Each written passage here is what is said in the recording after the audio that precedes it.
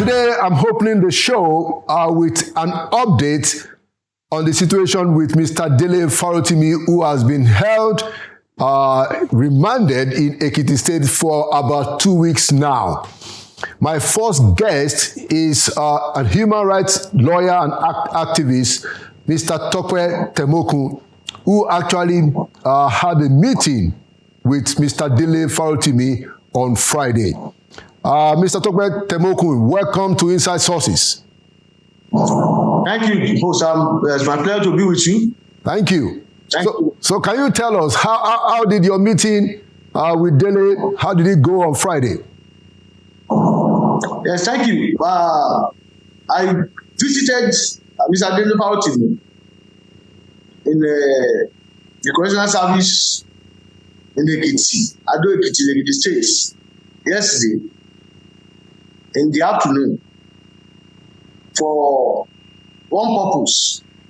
Okay. One, we have been involved in this matter since his arrest. Okay. We have been in court, we have been following the events, and we also have our own stake, as citizens of the country, based on the fact that what is at stake now, what is going on, is beyond persons. It's not just about persons, The country is above everybody. The country is bigger than everybody. The country is bigger than Babalola. The country is bigger than Mr. Dele Farotimi. So, in the entire picture, people that are far-sighted and foresighted should be able to see beyond the issue of reputation and defamation. So that is our involvement, as members of society. And because of the fact that the events of the recent days, the visit of Mr.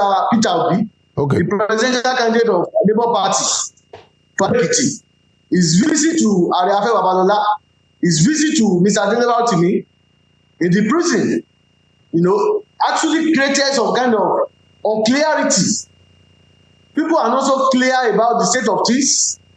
People are not clear about what is going on and where we are in the matter. So it is on the basis of this I had to visit him yesterday in prison. Okay. And we sat together. We had a very lengthy discussion. Before I went to it, I was also under a confusion that Mr. Peter Obi had visited Babalola after leaving Ekiti. The news that filtered to town is on the fact that issue of conditions for release, issue of apology, issue of pain, issue of whether if Mr. Dele Farotimi is able to do this or that will come out. And for some of us who are involved, who have also taken a principled stand on this matter, who believe there should be justice for Babalola, there should be justice for anybody who is involved, there should be justice for anybody who is alleged to have been defamed, and there should also be justice for Mr. Dele Farotimi, and there should be justice for the society. As a stakeholder, I felt so confused. So that was the reason why we had to along to Ekiti. And the meeting was very, very productive. And I'm not a stranger to him. I told him that, sir, the reason why I am here is to confirm from you what is your state of mind. What are you thinking about this whole matter? What do you think should be done? The visit of Mr. Peter Obi to you in prison, and the subsequent visit to Babalola, what do you know about it? What is your message to Babalola? What is your message to the people outside, who are also your lovers and fans? What is also your message to me as part of your legal team? Okay. He said, this is how it started. Okay. He said, if anybody who is very familiar with his antecedent, with his principle, with his philosophy over time, should join anybody to believe that in a matter where he had written a book, that he had published, that had been in circulation, that if anybody, somebody who has a brain, should join others to believe that he has sent anybody to beg anybody, he said he will be so disappointed in that person. And he told me categorically that if even you, Doctor, If you join anybody to believe that I could beg anybody, or that I have sent anybody to beg anybody, he said I was so disappointed in you. He said, because you know it's not possible. And he said, you know, I am in here. I don't know what is going on outside. You are the one who knows what is going on outside there. And if you have come to this place now, what I need from you is information. The information at my disposal yesterday was that after Mr. Peter Obi left me, probably whether he went to Abe or not is not my business, because I cannot control where he's going to visit. You know, it's another statement to former presidential candidate. So I don't know his movement. I can't predict where he's going to visit, but I didn't send him to beg anybody. Okay. And having not done that, you as a lawyer, and for those who still believe in me and the cause out there, their line of thinking should be along the line that no, justice should be served to all parties. He said that if that is book that he wrote, yes, that if we had added one single line of lie, one single word of lie to that book, he said he's going to be defeated in this matter. But that if all he has said is the whole truth, he said people that are fighting him are fighting the truth, and that he's going to have the laugh last. And I felt relieved. I said, this is my mission for coming. Excellent. And having clarified this, we can now go to all other things. Excellent. Thank you so much, Mr. Tope Temoku, for that clarification. Now, you are also a lawyer yourself, and I wanted to ask you, so we have the High Court, the Federal High Court in Ekiti, granting him bail, but a court of lower jurisdiction, the magistrate, is not granting him bail. So as a lawyer, legally, which one ought to stand? You know, the truth of the matter is that the charges before these two courts, they are not the same.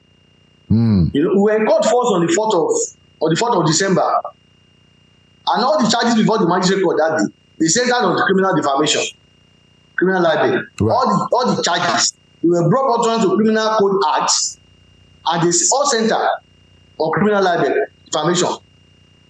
The magistrate didn't grant bail. He told the representations to go and put bail application into written form.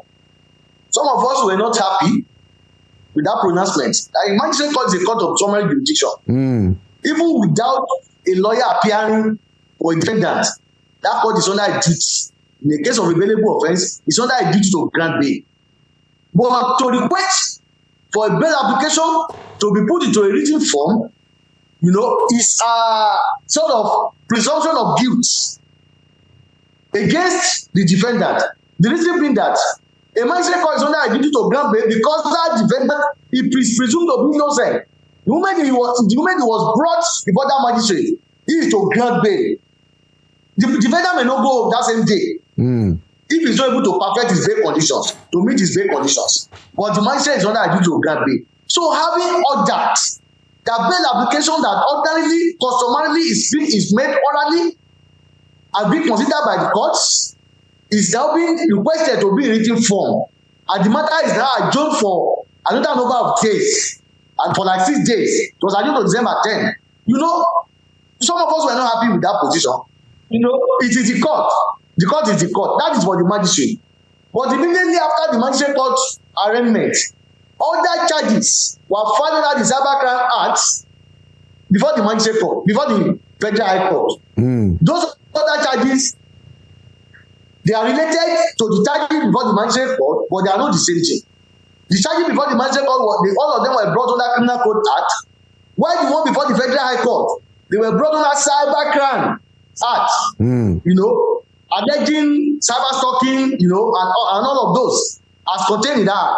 So the bail conditions, the bail circumstances of the two courts, they are not related. If Mr. Farotimi meets the bail condition of the Federal Court today, and he has not met those ones of the magistrate court, that means he will still be in custody, because there is one charge here that is still holding him. If he meets the one of magistrate court today and he has not met that of Federal High Court, he's still going to be in custody, because there are two different courts, two different charges, different bail conditions. Okay.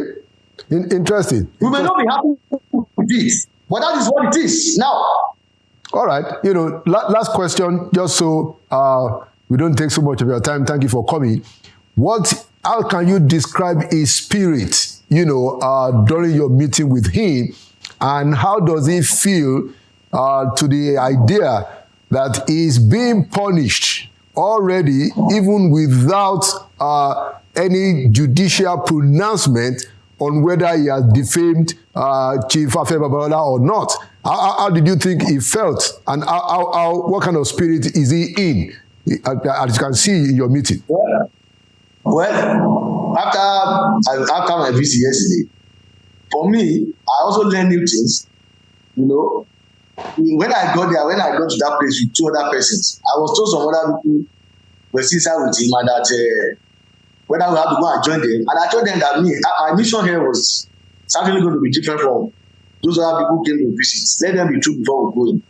So we met him, we met him amidst high spirit in terms of, I just finished discussion with some people before we came here. Immediately we came here, he saw me, hey, how are you? I will stood up and, he was very clear about one thing. He said, even being here, he had kind of the spirit of philosophization. Are people go higher? That people inside the prison here, you could even see better than all of us outside. Because in those days, before he was remanded, he didn't have enough time, to conceptualize properly, with clarity to rest and to think ahead. But I've been here now, that he's going to go out of this place. Why? Because he's only known to one weapon. He's very emphatic about that. He said he's going to go out of this place vindicated because he's holding on to one weapon, and that is the truth. His spirit is very high. His voice is not low. He's still as clear as he used to be. He's still the philosophical delivery. He's still analytical. He's even more relaxed, and he's taking those 2 things. Because immediately I got that clarification that I didn't send anybody to beg, and that he's not going to beg, we have to talk about Nigerian politics. We have to go over things, discussions about what is going on, and he was not bothered about his own personal case that is incarcerated. We discussed over all sorts of issues, and he told me one thing, that what those who are fighting him there, he was laughing. He said they are not fighting him, that they are fighting the truth. Because I wanted to convince myself that there are things that this man actually know that we don't know. I was trying to tell him some of the implications of if some of these things are not true. He said no. That what is holding him now, just like I've said in one of my people today, I said there are lawsuits that have been filed against Mr. Farotimi in Rivers State, in Abuja and Ibadan. And the court processes have been served on him in prison, where he cannot even make a defense. So those who are serving court processes, they know that this man's hand has been tied to the bar, and they are fighting him. And he's just laughing. He said the situation is not going to last. He's going to walk out of this place, and that the truth will walk out with him. And that the truth will not die. The truth will come out. But that is that with that truth, that weapon of truth, he said he's going to defeat him. He's going to defeat his adversaries. And it's very clear about that. He doesn't have any doubt. He doesn't entertain any doubt. Excellent. He doesn't. And my spirit is lifted. Excellent. When I left him. Thank you. Thank you so much. Can you tell us, just to wrap up, what was the condition, under which he's being held that you saw? What was his condition like? The environment. Well, I think Ekiti prison is Ekiti prison. I think that is the normal Nigerian prison. Because in the course of discussion, he was actually talking about his prison condition. Some of the inmates there, when he got there, the kind of mentality, how they saw all of the, whether about 11 people, how they saw one another like adversaries, like opponents, like competitors, like rivals. And the rival about everything. They had somebody who's a provost who likes to shoot the other people, the other people like to rebel, and that they were not united. And I had to sit them down. He philosophized to them. He told them that what you are doing here is what we are doing in the larger country that has not made us to be liberated. You have to love yourself. You have to be united. Come together. He brought all of them together. Wow. And that whatever in that cell now is the most united part of this country. Everybody It's a number of everybody. Interesting. Thank you so much. That's a very that's a very good report, and it's a very good place to end this discussion. Thank you so much, Mr. Tope Temokun, human rights lawyer and activist. Like I said, we are also committed, and we will promote and we will ensure, we will clamor for a fair process, a due process under the rule of law, under a transparent judicial process to sort this matter. And we believe that that is what is going to happen. The truth is going to come out.